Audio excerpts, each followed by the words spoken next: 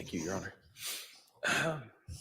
I'm going to read my sister wrote a letter. She couldn't be here. I'm going to read her letter, and I'll. That's for Donnell. Yeah, for Danielle. Thank you. Thank you. Hello, my name is Danielle Hackey.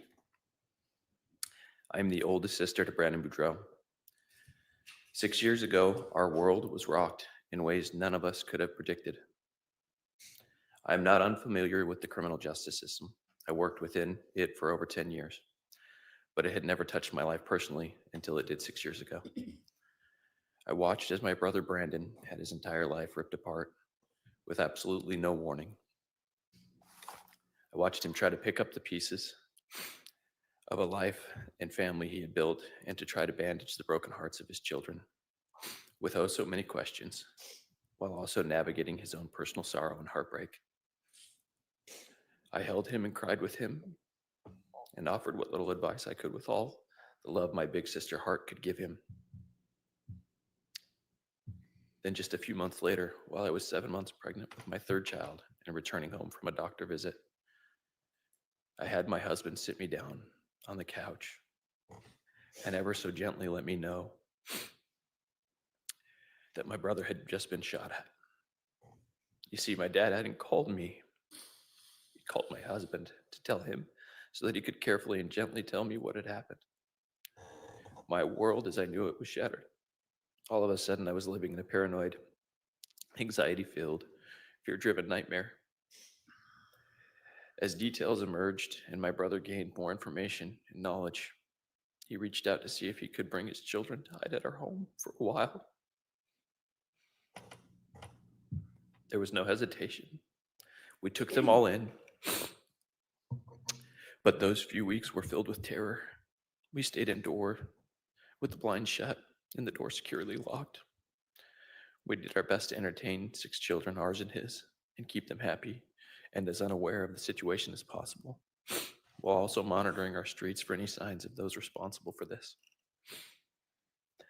I no longer felt safe in my home. Leaving meant constantly checking behind and around me, making sure no one was following or watching us. We were on alert 24/7. Our entire family helped shuffle my incredible brother and his kids around, doing our best to ensure that they felt safe and were being loved and taken care of. This went on for months. Once those responsible were caught, we felt some relief. However, more details continued to merge, and my brother's life continued to get thrown for loops.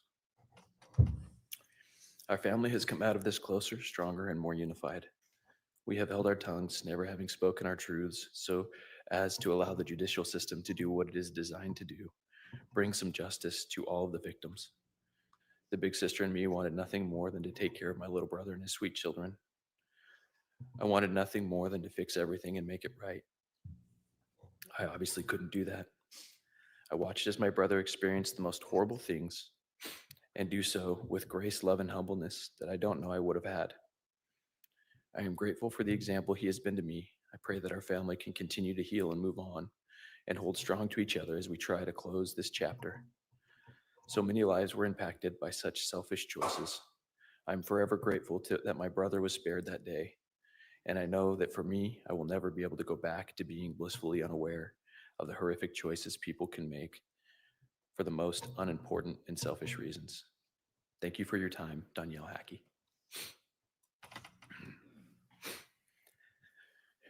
Your Honor, thank you for giving me my time today and for listening to all these people who are my family now and who have gone through this with me. On October 2nd, Lori Vallow, someone I considered family, conspired with others to shoot at me. An act that not only endangered my life, but it threatened to destroy the sacred family unit that I cherish for my children. Had this heinous crime succeeded, my children would have been left to face a lifetime of grief, robbed of the love, stability, and spiritual guidance I provide as their father. The betrayal by someone connected to my family has left me battling overwhelming emotions over the years. I felt fear, paranoia, I lived with constant vigilance, loneliness, regret, sadness, depression, anger, heartache, and embarrassment.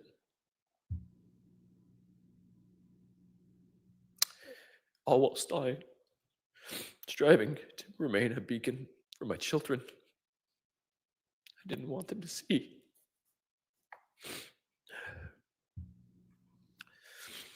The word family in Latin was used as a word for servant, familia. How beautiful to think of those who are family as those who we serve or who serve us freely without the thought of reward. I try to live this truth every day, serving my children with selfless dedication, nurturing their dreams, teaching them resilience, and providing a foundation of love. Lori Daybell's actions sought to tear me from the sacred role, leaving my children without the father who serves them with unwavering devotion. Trust is something that is intangible. It can almost, excuse me, it can almost be measured in interactions with others by the speed and comfort with which we speak. We can see this inside our families. When it's present, it creates beautiful, safe spaces where human beings can grow and feel loved. As a father, I strive to cultivate this trust, fostering a haven where my children feel secure to grow and express themselves. Had I been killed, this trust would have been shattered, leaving my children vulnerable to fear, uncertainty, and struggling to rebuild the safety that they deserve. I believe the family unit is ordained of God, and as such, it can be the most safe and sacred space we have in this life. I was raised in such a unit by parents who created this for me. And my life's greatest desire is that one day my children will look back and say that I created that for them. This divine calling gives me a drive to provide a nurturing and sacred environment for my children, mirroring the love I received. The choices that were made on October 2nd by Lori and others attempted to end my life. They threatened to rob my children of this God-ordained sanctuary, denying them the legacy and safety of love I strive to build. Research underscores devastating impact of losing a father in early childhood. 20 to 30% of bereaved children develop clinical depression or anxiety, grappling with abandonment. It can hinder their ability to form healthy relationships. My children would have faced these scars and many more. Their sense of security would have been destroyed. The violent act orchestrated by Lori would have taken this. Additionally, children who lose a parent experience academic setbacks, social withdrawal. Studies show that such children face socioeconomic challenges as adults, threatening the stable future I work tirelessly to provide. Besides my children, I have extended family for whom this conspiracy's toll I will never truly know. There's no measurement system for our grief, for our stress,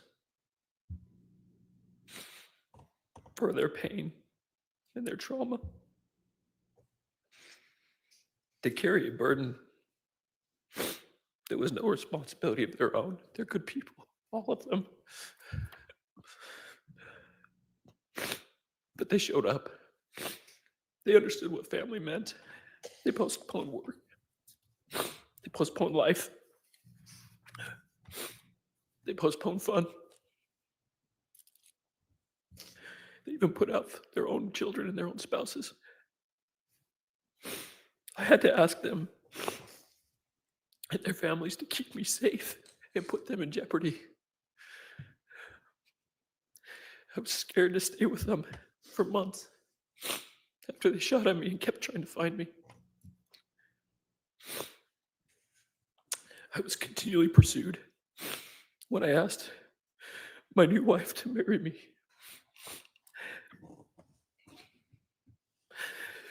I had to do so, knowing the burden I brought to our marriage. A life filled with unwanted attention, trauma, from a conspiracy I knew nothing about until it was almost too late. This burden will never go away, but we will learn to deal with it. We can never go back.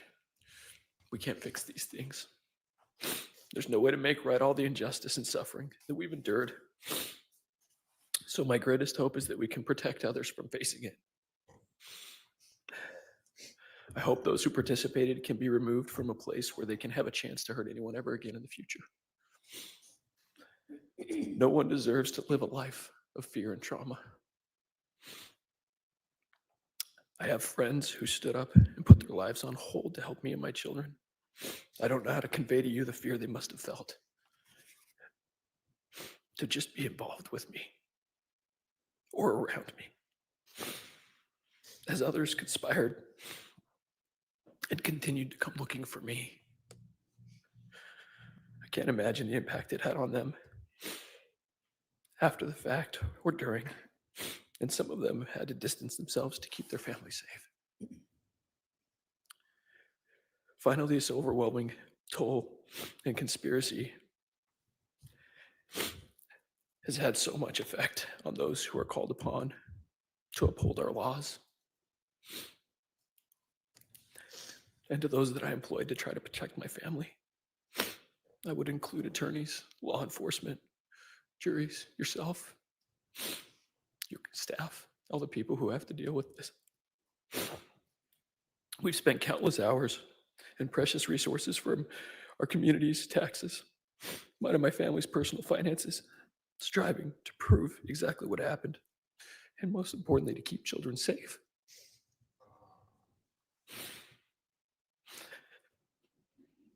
All of this could have gone to more productive and beneficial things to help others, but it had to be diverted because of selfishness and self-centered conspirations.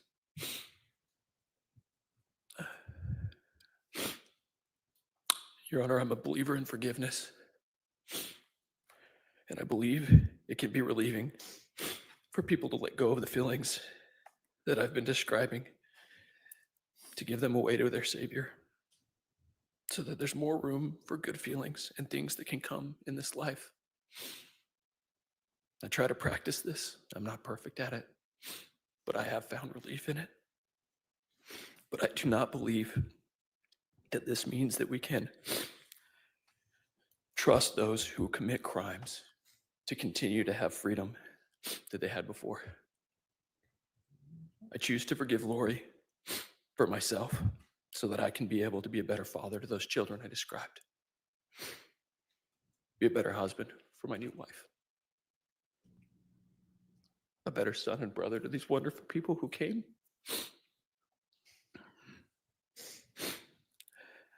and a better neighbor and friend to those people who were there for me when I needed it most. But I have never seen any remorse or acknowledgement from Lori or any of her conspirators. Only denial, shaming, and accusation. I would never feel safe if she has freedom. I will always fear her for what she would try to do, again, to hurt my family. The trauma of this attack has already shaken my children's sense of safety. It's forced me to fight through pain, and it's forced me to work to restore trust for them in this life that we live. Lori's conspiracy was an assault on the essence of familia or selfless love. It's an assault on trust, and it's an assault on the divine sanctity of what a family is and what I grew up in. I would urge you to recognize this harm, this act that was intended to inflict pain upon myself, my family, my children, who deserve to grow up in a sacred, safe space. And I would ask you to protect us. As I let go of those angry feelings and all of those things, I would ask you to protect us, keep us safe, keep these people who deserve it safe. And I just ask that and thank you. Thank you. We're going to take a short recess of about 10 minutes. You may wish to remain in the courtroom in your seats, but if you do need to use the restroom, you might want to do that at this time. All rise.